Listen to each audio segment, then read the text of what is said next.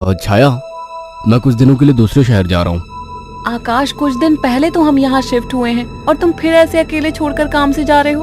अरे तो नया शहर है, घूम आया करना, और मैं कॉल करता रहूंगा। ठीक है, मैं रोकूंगी तो रुकोगे थोड़ी ही। तुम फिर शुरू मत हो छाया, ये मेरा काम है। ठीक है, मैं अपना सामान लगा देती हूँ, बस अपना ख्याल रखना। आकाश अगली सुबह दूसरे शहर के लिए निकल गया। अपना काम खत्म करके जब वो लौटने लगा, अचानक मौसम खराब हो गया और बारिश की वजह से रास्ता बंद हो चुका था। आकाश को मजबूरन फिर से एक दिन वहां रुकना पड़ा। अपनी बोरियत को दूर करने के लिए वो बाजार की ओर निकल आया। पास में ही छोटा बाजार लगा हुआ था। आकाश आधा बाजार घूम चुका था, तभी वहीं उसे एक काफी बुजुर्ग आदमी निराश बैठा दिखा। उसके पास दो छोटी छोटी मूर्ति और एक थोड़ी बड़ी मूर्ति थी, जिस पर काफी अच्छी कारीगरी की हुई थी। बाबा, आप क्यों परेशान हो?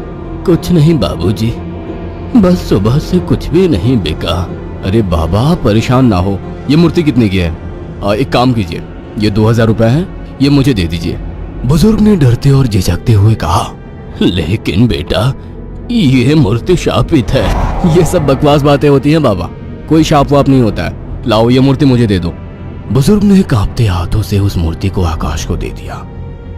रात में आकाश होटल के कमरे में गया और फोन पर छाया से बात करने लगा। उसे ठंड सी महसूस होने लगी। फोन रखकर वो सोने के लिए लेट गया। रात गहरी हो चुकी थी, बारिश की वजह से ठंड थी, पर उसे अचानक गर्माहट महसूस होने लगी। उसे अच्छा लग रहा था। उसे महसूस हुआ जैसे कोई उससे चिपक कर लेटा हो। मीठी सी खुशबू, रेशमी बाल, दूसरे जिस्म की गर्मी, मानो छाया ही उसके पास हो। वो लगातार नींद में किसी के स्पर्श को महसूस कर रहा था। अचानक उसे अपने शरीर पर वजन महसूस हुआ। वो अचानक से उठकर बैठ गया। कमरे में बिल्कुल अंधेरा था। उस रूम की लाइट ऑन की तो देखा कमरा खाली था, कोई नहीं था। कमरा ठंडा था पर उसे पसीना आ रहा था। अगले दिन सुबह वो जल्दी होटल से निकल गया और शाम होते होते घर आ गया। छाया को फोन किया तो पता लगा वो माँ के यहाँ गई है, आज ही आने वाली है। उसके पास डुप्लीकेट चाबी थी। उसने गेट खोला और अंदर गया। थोड़ी देर बैठने के बाद नहाने चला गया। उसे बाथरूम में जाने के बाद ऐसा लगा बाहर कोई है। वो जैसे ही निकला उसको कोई नजर नहीं आया। वो ऊपर गया और उसे एक परछाई नजर आई। कौन है? छाया, मजाक मत करो, मुझे ऐसा मजाक पसंद नहीं है। तभी दरवाजे की डोरबेल बजी। जाकर देखा तो छाया थी। आकाश उसे देखते ही खुश हुआ और उसे गले लगा लिया। तुम सही वक्त पर आ गई, मुझे लगा कोई ऊपर है। ऊपर कौन है? मेरी कोई सौतन ले आए हो क्या? कैसी बात करती हो? अच्छा छोड़ो, मैं कुछ खाने का बना लूं, फिर बात करते हैं। हाँ ये ठीक है, मुझे ही भूख लगी है। अच्छा ये देखो कितनी सुंदर मूर्ति है। खाने के बाद वो अपने दोनों कमरे में प्यार की बातें करते हुए अपने निजी पलों के आनंद में लीन होकर सो गए। मगर आधी रात को आकाश को वही खुशबू स्पर्श महसूस हुआ। उसे लगा छाया को आज ज्यादा ही प्यार आ रहा है और वो जो कर रही है करने दूं। छाया इस बार काफी उत्तेजित लग रही थी। आकाश को भी आनंद आ रहा था। अंधेरे में छाया ने आकाश के सारे कपड़े उतार दिए और पागलों की तरह उसके जिस्म को चूमने लगी। आकाश भी पूरी तरह से उत्तेजित हो गया था। छाया की गरम गरम सांसें आकाश को पूरी तरह से पागल बना दे रही थी और वासना का खेल चरम सीमा तक पहुंच गया। कुछ ही पलों का वासना का वेग लंबी लंबी और गहरी सांसों के बीच शांत हो गया। सुबह आकाश ने देखा छाया जाग चुकी थी। छाया चाय लेकर आकाश के पास आ गई। उठो, चाय पी लो। वह चाय के लिए उठा तो छाया बोल उठी, ये मूर्ति लेकर कब से सोने लगे तुम? अरे ये तो साइड में रखी थी, वहां बिस्तर में कैसे आ गई? आ गई होगी। एनीवे, चलो तैयार हो जाओ, ऑफिस जाओगे ना? लाओ, इस मूर्ति को मैं रख देती हूँ। थोड़ी देर बाद छाया कमरे में सफाई करने गई।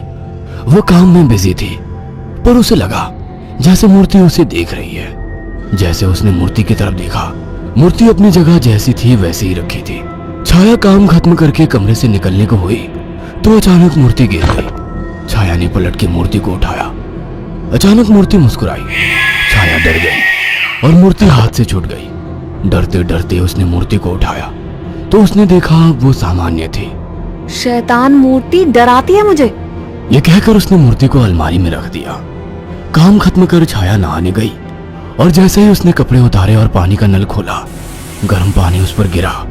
वो चिल्ला उठी और बिना कपड़ों के बाहर निकलकर भाग आई।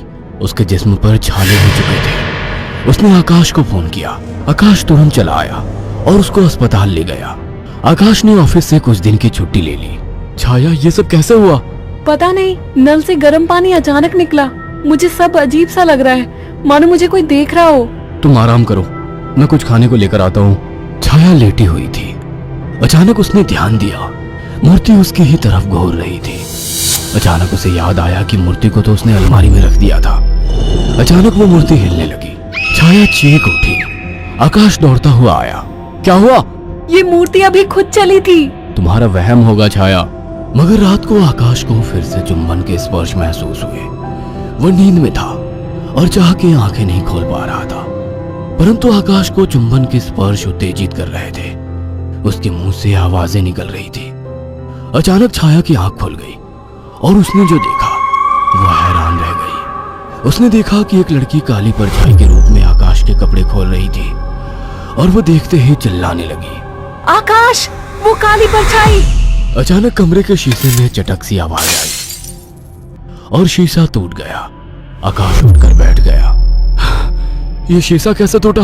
और तुम चिल्लाई क्यों? आकाश, वो कोई काली आत्मा थी। मैंने अभी देखा, वो तुम्हारे साथ संबंध बना रही थी। क्या तुम्हें बिल्कुल पता नहीं लगा? कौन? क्या कह रही हो? मुझे महसूस तो हुआ, पर मुझे लगा तुम हो। पागल हो क्या? ऐसी हालत में मैं संबंध बनाने की सोचूंगी? आकाश, वो एक काली परछाई थी, पर वो एक लड़की थी। तभी मुझे कल रात को जब ये सब महसूस हुआ तो मुझे कुछ अजीब सा लगा था। मुझे ऐसा होटल में महसूस हुआ कि जैसे मेरे पास कोई तो है। और अगले दिन मैं घर आ गया था। तब से जब भी सोता हूँ ऐसा कुछ होता है। मुझे लगता था कि तुम हो।